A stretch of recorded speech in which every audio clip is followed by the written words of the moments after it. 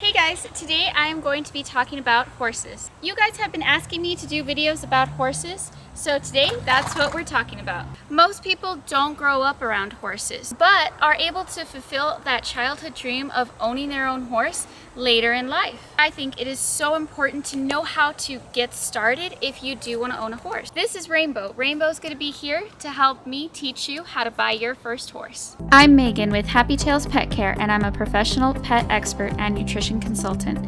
My goal is to educate people about animals and help pet owners provide the best care to their beloved pets. See a pet in my video you like? Let me know, and I will feature that pet in more videos. I've seen it happen so many times. Somebody has wanted a horse their entire life, and they finally get enough money to go out and buy their own horse, and they just jump headfirst into it, only to later end up completely afraid of horses. And this is because of traumatic experiences. Horses are huge animals. They can also be very intimidating. And even without meaning to, a horse can hurt you. That is why it is so important to learn how to be safe around horses. As someone with little to no experience, you don't want to end up getting a horse that could potentially be dangerous to you. So I'm going to tell you the steps to take to buy the right horse for you. First of all, consider the cost of owning a horse. Horses need vet care, and generally vets go out to see the horse because it's easier than taking them to a clinic. So already that is a higher vet bill than if you had have taken your dog to see the vet, because your vet is coming to you. And you'll also need to have a farrier see your horse every 6 to 8 weeks so that they can care for your horse's feet. And good experienced farriers are not cheap. And horses eat a lot. They need hay every day, and some also need grain. Price of hay can change from year to year based on availability. Also, the equipment and the tack that you will need for your horse is another expense. And if you don't have enough land to keep your horse, you will need to board him or her. Which brings me to my next point. If you're going to board your horse, you should find a good, reliable stable before purchasing your horse. Each stable has different terms and conditions. Some stables will feed your horse and clean up after them, and some stables will expect you to do it. If you don't have experience with horses, it is very important that you find somebody with experience to learn from. You will want to find an instructor to teach you how to be around horses and how to ride before you're ready to get your own horse. Look for somebody who has very well-trained horses and has experience. And before you start looking for the horse that you want to buy, you should consider what you want out of it. Do you want to do pleasure riding and maybe take your horse out on a trail? Or do you want to get more competitive with dressage or barrel racing? You'll need to know what you want to use your horse for before deciding which one you want. And your riding instructor can probably help you figure this out. Also, consider leasing a horse before buying one. That way, somebody can help you learn how to care for the horse before you make the commitment to own your own. When you've done all this, you're ready to start looking for your own horse. You want to make sure to get a horse that you can handle with your experience level. As you're learning, you will make mistakes.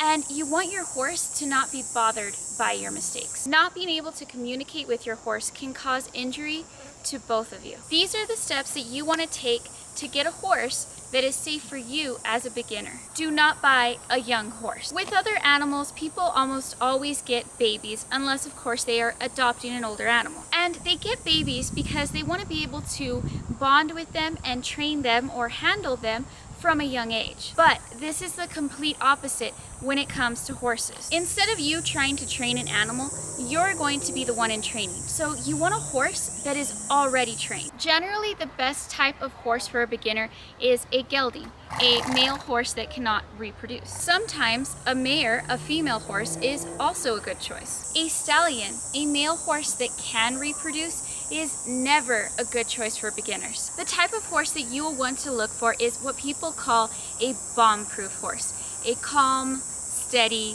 laid-back horse. This is a horse that's going to be patient with you and not throw you. When it comes to breeds, you want to stay away from really high-spirited breeds. For example, a thoroughbred is usually not a good beginner horse. Color doesn't matter here. But what can matter is size. You should look for a horse that is going to comfortably be able to bear your body weight. Personally, I find it easier to ride smaller 14-hand horses because they fit my body size better. Not everyone feels that way, but what's important is that you and your horse are comfortable. Rainbow here is a smaller horse. She's only about 14 hands. The two places that you do not want to buy a horse is an auction and online. You don't want to buy from an auction because you want to buy from somebody who can give you some history on the horse. And you don't want to buy a horse online without seeing it first because you may not be getting what you're paying for. Always see the horse before you buy.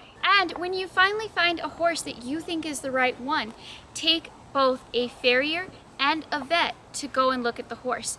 And let them decide for you if the horse is healthy and if it's worth what you're gonna pay for. This may cost you money to take both a vet and a farrier, but it will save you money in the long run and it will guarantee that you get a good horse. Also, ask to see the horse ridden. It is really important to see for yourself how well trained the horse is. If you like this video, please give it a thumbs up and don't forget to hit that subscribe button. I put out a new video on animals every week, and you can also follow me on Facebook, Instagram, and Twitter. See you guys next week. Hey everyone, welcome back. We're going to be doing a very requested video today, and that is care on goats. Many people are familiar with pygmy goats. However, my goats are actually not pygmy goats. They are Nigerian dwarfs.